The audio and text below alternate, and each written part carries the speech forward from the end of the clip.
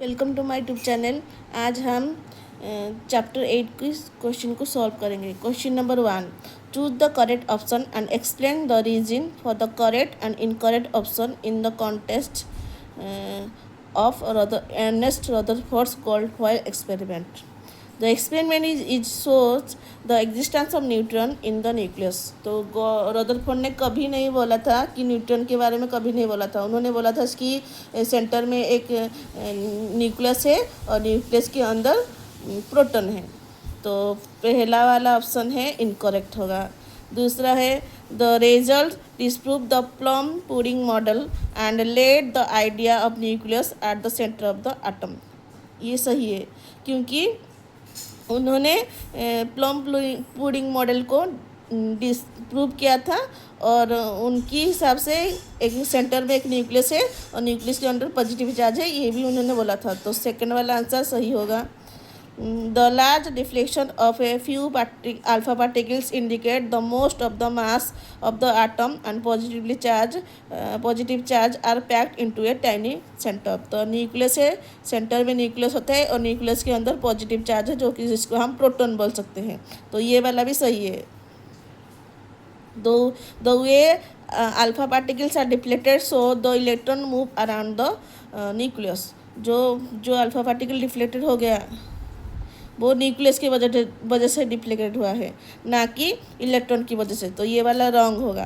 तो ये वाला करेक्ट नहीं, इनकरेक्ट है। तो आंसर हो जाएगा 2 and 3 आर करेक्ट। तो आंसर हो जाएगा 2 and 3 statement are correct. Question number 2, which of the following statement are correct and or incorrect according to the Bohr's atomic model? Give a reason for each statement. Question number 1, statement 1, electron lose energy while moving in a fixed orbit and slowly fall into a nucleus. ये उन्होंने कभी बोला नहीं था। तो पहले वाला option incorrect है। Electrons can exist anywhere around the nucleus with a fix with no fix energy. तो ये वाला भी गलत है। उनके पास फिक्स एनर्जी है, सारे जो सेल है उनके पास फिक्स एनर्जी है, जैसे कि के है, एल है, एम है, एन है, उनके पास फिक्स एनर्जी है। Electron revolve around the nucleus in orbit of a fix energy without losing energy. ये वाला सही है। जो इलेक्ट्रॉन है वो ये सेंटर में न्यूक्लियस है, न्यूक्लियस के चारों तरफ प्लैनेट की तरह है, सारे इलेक्ट्रॉन घूमते रहते हैं रिवॉल्व अराउंड द न्यूक्लियस। तो ये वाला सही है। विदाउट लूजिंग एनर्जी, अपनी एनर्जी लूज नहीं करते वो। Electron can be found between energy level as they move around the nucleus. ये वाला गलत है। तो सही ओनली ऑप्शन 3 है, बाकी सब गलत है। क्वेश्चन नंबर 3, एक्स वाई जे 3 है एटॉमिक स्पेसिस है। तो नंबर ऑफ प्रोटॉन एक्स का है 18, वाई का है 17 और जेड का है 17। नंबर ऑफ न्यूट्रॉन है 19, 18 एंड 20। तो एक्स का 3 number X Y Z. Proton है हमारे पास 18, 17 एंड 17। और न्यूट्रॉन को एन डिनोट करेंगे, इसकी 19 है, 18 और ये 20। तो हमें पता है मास होता है प्रोटॉन प्लस न्यूट्रॉन। तो ये हो जाएगा, इसकी मास हो जाएगा 37, ये 35, ये हो जाएगा 37। तो हमें पता है 2 आइसोटोप और isobar. Isotope same number of atomic number, different mass number are called isotope. तो same number of atomic number है वाई और जेड का, वाई और जेड सेम एटॉमिक नंबर है और मास डिफरेंस है, इसकी 35 है, इसकी 37 है। तो इसको हम बोल सकते हैं आइसोटोप। और जो इसलिए बोला था explain the relation between X and Y. तो एक्स एंड वाई का रिलेशन है isotope.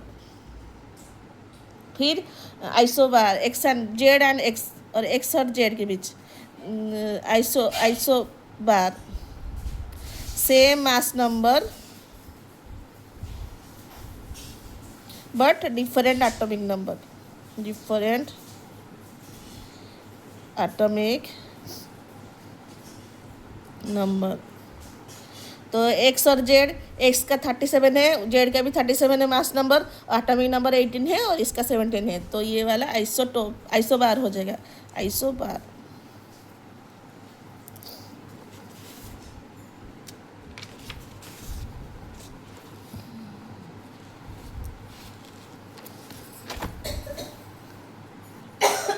Question number 5.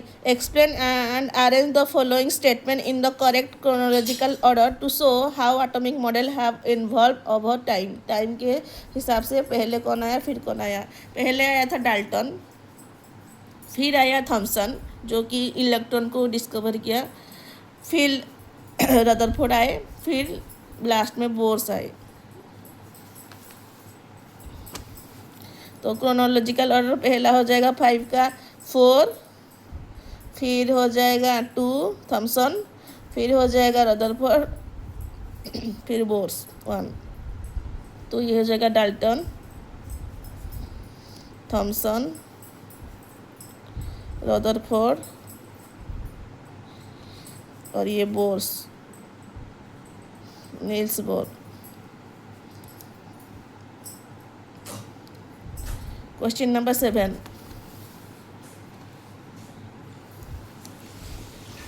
The discovery of subatomic particle help in understanding the atomic structure. Atomic के अंदर, एटम के अंदर सबएटॉमिक पार्टिकल है, उसका नाम है प्रोटॉन, इलेक्ट्रॉन और न्यूट्रॉन। तो ये वाला सही है। सेकेंड है the number of the electrons are equal to the number of proton. तो हमें पता है प्रोटॉन और इलेक्ट्रॉन सेम सेम होता है, proton is equal two electron. तो ये वाला भी सही है। ये दोनों स्टेटमेंट सही है, both the statement are true, but R is not the correct explanation of B A, क्योंकि ये जो एक्सप्लेनेशन है प्रोटॉन और इलेक्ट्रॉन का वो सब एटॉमिक से, इसकी डिस्कवरी से इसका एक्सप्लेनेशन नहीं है ये बस। तो ये वाला आंसर हो जाएगा क्वेश्चन नंबर 2, 7 का 2 हो जाएगा, 7 का आंसर होगा 2। Question number 8.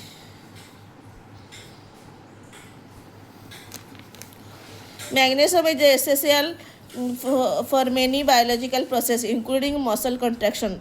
For an atom magnesium with a mass number of 24, atomic number 12, determine the number of the protons, neutrons, electrons and illustrate the arrangement of the electrons in magnesium atom.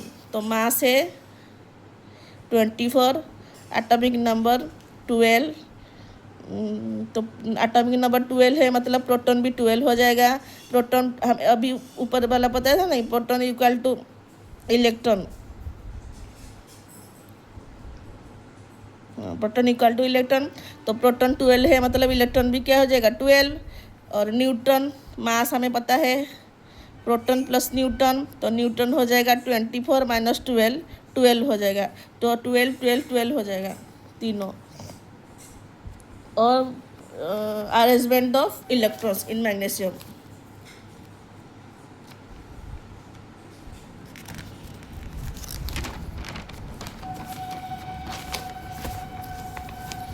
Magnesium की atomic number है 12, magnesium की atomic number है 12। तो बीच में nucleus, तो electronic configuration होगा इसका 2 8 2, के सेल में 2, एल सेल में 8, के एल एम सेल में 2। तो पहला के सेल में 2 इलेक्ट्रॉन है, 2 इलेक्ट्रॉन बना लेंगे। फिर 8 1 2 3 4 5 6 7 8, फिर 2 इलेक्ट्रॉन। ये के है, ये एल है, ये एम है, ये 2 इलेक्ट्रॉन हो गया 12। Thank you.